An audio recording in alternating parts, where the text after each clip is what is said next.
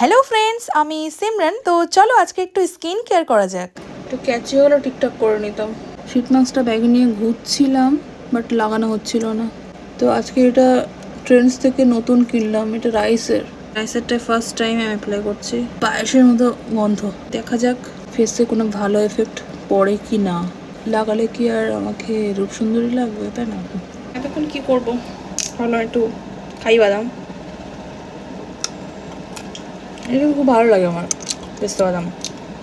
আমার একটা প্রশ্ন আছে যে ফার্স্ট টাইম যখন এই ফেস মাস্কটা বানানো হয়েছিল তখন কার ফেস মেপে বানানো হয়েছিল?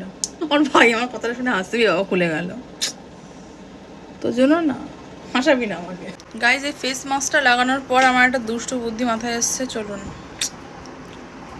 করি ওটা।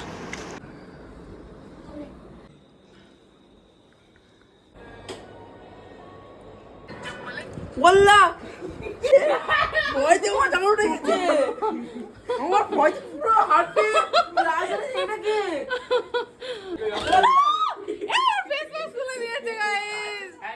আমি এক্ষুনি অ্যাপ্লাই করেছি এটা। মানে ভূতের মুখের মাস্কটাই খুলে দিয়েছে। গাইস, আসল ভূত এখানে। বাবা এই দুটো ডবল বক্সিং।